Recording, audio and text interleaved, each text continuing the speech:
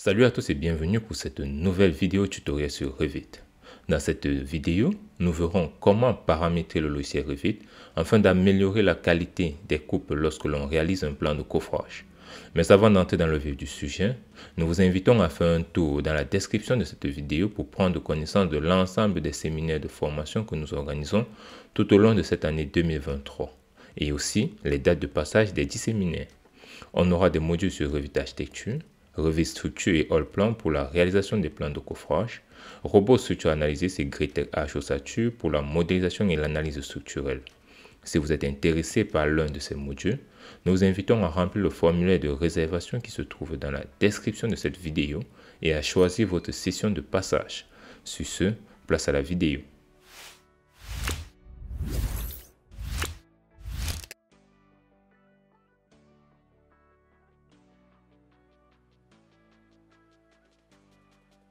Dans cette vidéo, nous allons voir comment réaliser les coupes lorsque l'on travaille sur Revit et surtout comment bien paramétrer nos coupes de plans de coffrage.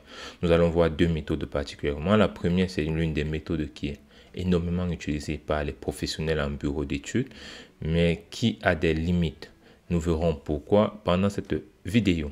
Nous allons donc commencer d'abord par la modélisation de deux modèles différents. On va simplement prendre dans Structure, on va prendre Mur. On va prendre un mur dans Structure, on va prendre un mur de base de 200, qu'on va s'arrêter au niveau 2. On va venir par exemple là, on va faire un simple rectangle, quelque chose de pas très compliqué. On va sélectionner et ensuite on va copier simplement notre modèle qu'on va disposer juste là. On va déplacer de 2000. Ensuite, nous allons nous mettre au niveau 2. Nous allons réaliser encore un autre modèle. Par exemple, là, on va simplement faire un autre rectangle pour montrer les éléments que nous avons, par exemple, réalisés. On va faire une copie. On va faire CO pour le raccourci de copie. Et on va venir disposer là. Maintenant, nous avons réalisé, par exemple, nos deux copies. Nous allons maintenant réaliser, par exemple, à ce niveau, notre plancher. On va prendre le plancher. On va disposer un plancher de 20 plus 5, donc c'est-à-dire 20 de brut et 5 d'épaisseur. On va prendre notre rectangle. On va se mettre à la limite et on va disposer. Ensuite, on va valider. On va faire ne pas attacher. On va supprimer simplement cet élément. Ensuite, on fera le même principe à ce niveau. On va prendre sol. Ensuite, on va venir prendre un autre rectangle simplement ici. Et on va aussi disposer, on va valider, on va faire ne pas attacher. On va supprimer le symbole de sens de portée. Et voici par exemple nos différents éléments. Ce qu'on va faire par la suite, c'est de se dire qu'on va se mettre sur le plan de structure, qui est celui-ci. On va mettre une étiquette par exemple. On a vu dans l'une de nos précédentes vidéos, dont vous allez voir le lien dans la description. Et comment faire pour créer les étiquettes de plancher. Je vais utiliser le raccourci clavier TG. Une fois que je prends TG, je me mets par exemple là, je vois que j'ai des informations. Je vais désactiver, prendre étiquette simplement là et je vais mettre une deuxième étiquette à ce niveau. Voici l'étiquette de notre plancher. Nous allons maintenant prendre une coupe, nous allons réaliser une première coupe là par exemple. Et là, on va revenir juste sur la zone que nous voulons visualiser. On pourra réduire ici. Nous allons faire dupliquer cette vue avec les détails par exemple. Comme ça, on aura deux vues. On va rester sur notre première vue. On va supprimer les autres vues. Ensuite, on va dupliquer sur la deuxième vue. Et on va utiliser le raccourci clavier WT pour scinder notre écran. Ou vous pouvez simplement venir dans Vue. Dans Vue, vous avez à cet endroit Vue mosaïque. Ça vous permet de scinder l'écran. Donc, je vais utiliser le raccourci clavier WT. Du coup, j'ai mes deux projets qui sont à ce niveau. Le premier projet, je vais l'arrêter là. Et le deuxième projet, je voudrais par exemple parler de cette zone. J'ai fait ma première coupe là. Ensuite, je reviens ici, je double-clique là. Et je vois que voici ma première coupe que j'ai réalisée. Je vais venir dans ma deuxième partie et on verra comment faire ceci. Donc, on va déjà rester ici. On va regarder notre coupe. On se rend compte bien que voici la coupe que nous avons réalisée. Si nous revenons par exemple à un niveau moyen, on va voir qu'effectivement, nous avons notre coupe qui est là, qui est faite, mais l'épaisseur ou bien le trait du niveau fini est en épais, pendant que notre béton brut qui est à l'intérieur reste en très fin, ce qui n'est pas très correct. Nous pouvons par exemple améliorer ceci en faisant simplement attacher. En sélectionnant par exemple ce mur, on fait attacher. On va prendre le bas, on va mettre là. Mais jusque là, ça ne résout pas notre problème. Donc ce qu'on va faire, on va venir à ce niveau. On va rester là par exemple. Et on va revenir sur notre truc. L'objectif aujourd'hui, c'est de se dire que comment faire pour résoudre ce problème. L'un des éléments ou bien l'une des méthodes qui est majoritairement utilisée par les modélisateurs ou bien les modéleurs BIM en entreprise, c'est de se dire que au lieu de modéliser directement la structure avec les niveaux finis, ils vont modéliser différemment. C'est-à-dire, ils vont venir, ils vont sélectionner par exemple ce projet, modifier le type, on va faire dupliquer. On va faire dupliquer. Ils vont simplement créer un plancher de 20 cm. Donc, ils vont juste modéliser le béton brut. Donc, on va supprimer nos éléments. On aura juste notre béton brut. Et là, puisque le béton brut va venir se mettre au niveau du fini, ce qui n'est pas correct pour eux, ils vont faire un décalage par rapport au niveau fini de moins 5 cm. Pour représenter le niveau du brut. Donc, on se retrouve avec un niveau brut qui se trouve juste ici en bas. Et si je fais par exemple VV, je vais au niveau des catégories d'annotation et je vais désactiver par exemple mes niveaux. À ce niveau, je vais taper N, je désactive mes niveaux. Je fais OK. Voici relativement ce qu'ils ont. On va aussi attacher ce bas. Ainsi. Donc, une fois qu'ils ont ceci, ils vont se dire, là, on a cet élément qui est réalisé et qui est au bon niveau. Ils vont prendre dans Annoter. Dans Annoter, on va prendre simplement ligne de détail. Dans ligne de détail, ils vont essayer de modéliser ou bien de matérialiser l'élément. Je vais prendre une ligne cachée, ce qui est plus réalisable avec. Par exemple, là, où ils vont mettre simplement la cotation de ce point à là et ils mettront l'élément à 5 cm de décalage. Ici, je vais supprimer celui-ci. Donc, du coup, voici relativement ce qu'on a. Ici, effectivement, vous pouvez faire attacher l'élément pour avoir quelque chose qui va apparaître de la sorte. Donc, voici ce qu'ils ont. On a terminé par exemple de faire notre modélisation, mais on se rend compte que si nous revenons sur notre vue en plan, les informations qui sont renvoyées, désolé, là j'ai double-cliqué, les informations qui sont renvoyées par notre étiquette, qui est celle-ci qu'on a réalisée récemment, ce n'est pas la bonne information parce que ça nous donne le niveau brut et le niveau fini au même endroit, ce qui n'est pas correct.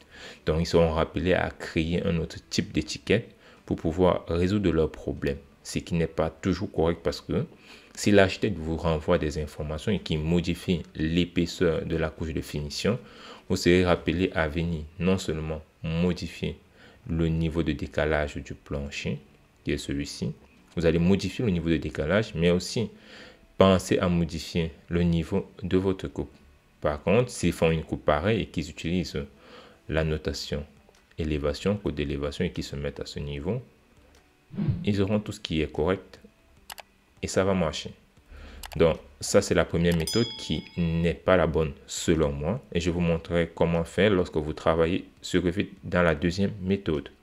Avant de continuer cette vidéo, nous voulons vous présenter la plateforme de formation Soft Learnings. Sur la plateforme, vous avez plusieurs formations qui sont disponibles dans les domaines de la construction. Vous avez des formations en géotechnique, sur le dimensionnement des chaussées, sur Civil 3D, sur Revit.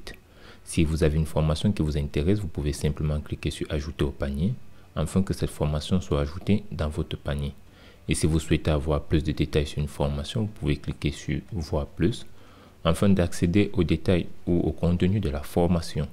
Vous avez à ce niveau le contenu de la formation qui vous montre tous les cours disponibles dans la formation. Vous avez la description de la formation qui vous donne tout en détail ce qui concerne la formation. Vous avez la zone outils et applications pour les différents outils qui seront nécessaires dans la formation. Vous avez la possibilité à la fin de cette formation d'obtenir une attestation si vous le souhaitez. Et lorsque vous êtes satisfait, vous pouvez simplement cliquer sur « Ajouter au panier ». Une fois que votre formation est ajoutée au panier, vous pouvez aller dans votre panier afin de régler votre facture. Pour cela, vous allez avoir toutes les formations que vous avez prises et là, vous allez cocher simplement « Accepter les conditions générales ». On va procéder au paiement. Une fois que vous procédez au paiement, vous avez plusieurs options qui sont disponibles. Vous avez la possibilité d'avoir une option de 3 mois, de 6 mois ou de 12 mois en vous montrant les économies que vous pourriez faire. Vous avez aussi la possibilité de payer soit par carte si vous possédez une carte ou si vous êtes en Afrique et que vous ne possédez pas de carte, vous pouvez payer par votre compte mobile directement. Nous venons de voir comment réaliser une première méthode lorsque vous réalisez vos plans de coffrage sur Revit et comment résoudre le problème pour l'épaisseur des traits lorsque vous réalisez vos coupes pour que ça apparaisse sur le terrain ou bien sur le niveau brut en trait fort et le niveau fini en trait fin. Mais ça, ce n'est pas la bonne méthode. Nous allons venir donc sur notre deuxième écran à ce niveau. Nous allons réaliser une nouvelle coupe. On va prendre simplement notre coupe et on va faire une coupe là. Une fois que nous avons réalisé notre coupe, nous allons disposer ainsi. Nous allons double-cliquer encore sur cette coupe. Une fois que nous double-cliquons, nous voyons que nous avons relativement le problème que nous avons vu récemment. On va mettre déjà en vue moyenne pour pouvoir visualiser tous nos éléments. Ce que nous allons faire, on va déjà désactiver nos niveaux en faisant VV pour accéder au remplacement de visibilité graphisme. Et lorsqu'on arrive, on va venir simplement au niveau sur le paramètre niveau qu'on va décocher. Ainsi, on aura notre coupe qui ressemblera à ceci. Nous avons toujours le même problème que nous avions eu au préalable. Ce que nous allons faire cette fois-ci, c'est de trouver comment faire pour matérialiser ou bien modéliser ceci ou modifier l'épaisseur des traits. Pour cela, on va simplement repartir dans notre remplacement de visibilité graphisme qui se trouve dans la palette de propriétés. Et dans notre palette de propriétés, on va rester toujours dans le groupe de modèles ou bien catégorie de modèles. On va activer remplacer les couches hautes. Et lorsqu'on va faire remplacer les couches hautes, on va faire modifier. Une fois que vous allez entrer dans modifier, vous allez avoir dans les différentes fonctions que peuvent avoir un modèle ou bien un objet, les différentes fonctions de notre objet. C'est-à-dire pour notre sol, nous avons là l'ossature, le doublage, les finitions et les vides. Nous allons déjà revenir pour que vous compreniez où se trouvent les informations dont nous venons de parler. On va sélectionner notre plancher par exemple, on va faire modifier le type. Et lorsque vous faites modifier le type, vous venez dans modifier, vous allez avoir à ce niveau dans la structure de votre plancher les différentes fonctions que vos éléments doivent avoir. Donc il faudra faire énormément attention dans la constitution de votre plancher. Donc nous avons réalisé notre plancher en faisant un plancher avec une finition et un élément porteur. On va donc faire OK, on va faire OK pour les différentes fonctions. Ensuite, on va faire VV. On accède à la palette ou bien à la boîte de dialogue de remplacement de visibilité graphisme. On va faire remplacer les couches hautes. Une fois qu'on fait remplacer les couches hautes, on va faire modifier. Et dans modifier, nous allons avoir les différentes fonctions en fonction de leur ordre d'importance. Vous allez voir que les éléments porteurs ou bien ossature a une importance 1, donc de catégorie 1, elle est prioritaire par rapport aux autres éléments ainsi de suite. Donc chaque fonction a une importance et une priorité. Ce que nous allons faire, c'est que nous allons nous dire que pour tous les éléments porteurs, on voudrait que l'épaisseur des lignes soit par exemple à 4 et que ça reste en trait fort et le motif plein. Nous, on connaît que nous avons des finitions, donc on va modifier finition. On va dire qu'on aimerait que les finitions soient par exemple à 1. On va changer la couleur, on va par exemple mettre en couleur grise. Ensuite, on va se dire que les motifs doivent être des lignes cachées. On va faire pareil pour le deuxième élément. On va prendre la couleur grise et on va mettre des lignes cachées, par exemple à ce niveau. On va faire OK, on va faire appliquer, on va faire OK. On se rend compte que là, directement à l'extérieur de notre projet, nous avons directement la couche fine ou bien la couche épaisse qui se retrouve directement au niveau du béton, ce qui est correct. Ce qu'on va faire par la suite, ce sera simplement d'attacher nos murs. On va attacher le bas avec le plancher. Nous avons directement nos murs qui apparaissent là et pareil à ce niveau. On fait attacher. Ça, c'est la deuxième méthode. Donc, vous pouvez soit attacher le mur en prenant attacher le haut et le bas ou simplement en sélectionnant dans l'onglet modifier. Vous prenez attacher. Vous prenez attacher, vous allez sélectionner le mur et l'élément que vous voulez attacher et ça va faire le même travail. Donc, voici la méthode que vous pouvez utiliser pour faire attacher les éléments. Nous allons voir la différence entre les deux. C'est qu'aujourd'hui, si nous venons par exemple que nous avons une modification qui est faite par l'architecte qui nous dit que aujourd'hui, son plancher va descendre par exemple, ou bien l'épaisseur va être augmentée de 3 cm.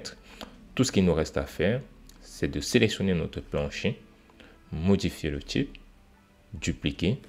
On va faire simplement, on va créer un nouveau plancher de 20 plus 5 plus 3 qui fait 20 plus 8 cm. Modifier le type, on va augmenter notre plancher de 8, on va le faire changer à 8 cm, on va faire OK. OK. Là, ça modifie directement notre épaisseur. Et si nous venons au niveau 1, nous allons voir que les informations renvoyées par l'étiquette est correcte, ce qui va dans la même logique que le BIM qui nous permet de pouvoir matérialiser ou bien travailler de manière correcte. Par contre, si nous venons ici et que nous prenons, l'architecte nous fait comprendre que les informations ont changé, on sera obligé de sélectionner le plancher et de faire moins 8 cm à ce niveau pour le faire descendre là, mais on aura toujours ce même problème qui apparaît ici. Donc, il faudra créer un autre type ou bien repenser une étiquette de manière différente. C'est tout pour cette astuce. Et si vous souhaitez aller plus loin dans la réalisation des plans de coffrage sur Revit, nous vous invitons à vous inscrire pour les prochaines sessions de formation que nous organisons sur la réalisation des plans de coffrage. Lors de ce séminaire de formation, vous aurez à votre disposition un gabarit de travail entièrement conçu pour la réalisation des plans de coffrage, ainsi qu'une bibliothèque d'objets qui ont été créés uniquement à cet effet. Le lien se trouve dans la description et nous organisons juste 2 sessions pour le long de l'année 2023. Nous vous attendons massivement pour ces différents séminaires et nous vous donnons rendez-vous dans la prochaine vidéo pour de nouvelles astuces. Sur ce, prenez soin de vous et portez-vous bien.